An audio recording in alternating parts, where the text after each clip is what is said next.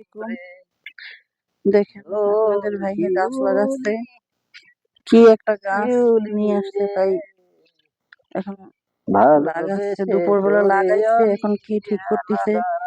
কি কি গাছ লাগাচ্ছেন?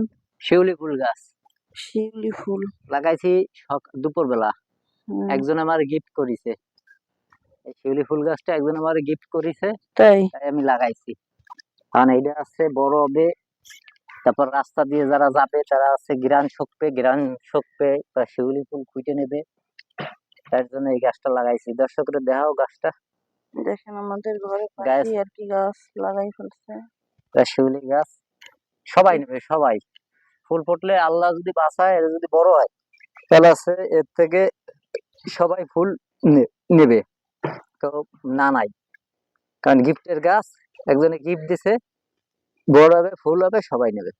সবাই দোয়া করবেন গাছটা জানি অনেক বড় হয়, সবাই ফুল নিতে পারেন। লাগালাম, কাটা মাটা দিয়ে বেড়া দিছি, এখন শুধুমাত্র বড় আর আপনাদের অপেক্ষা। ভাইয়া আমার ছেলে এই গাছ লাগানো পছন্দ করে, মানে এই হাঁস মুরগি করা, মানে এগুলো খুবই তার পছন্দ। আমার আছে পশু পাখি জীব জন্তু গাছ গাছালি, এগুলো খুব ভালো লাগে। ফুল গাছটা বেশি ভালো লাগে, ফুল গাছ। আপনাদের সাথে আরেকটা জিনিস শেয়ার করব, সেটা আরেকদিন। আমাদের বাড়ির ভিতরে অনেক গাছ আছে, আমার শ্বশুর, তারপর আমার ছেলে স্কুলে একটা কাঁঠাল গাছ পাইছে, সেই কাঁঠাল গাছটা লাগাই দিছি। আমার শ্বশুরও অনেক গাছ লাগায় বাড়ির ভিতরে, অনেক, মানে আম গাছ, পেয়ারা গাছ দিয়ে ভরা অনেক গাছ লাগানো আছে। আপনাদের সাথে শেয়ার করবো আরেকদিন। দেখেন এই কুকুরটা আমার হাঁস নিয়ে গেছিল বা মাঝে অনেকগুলো।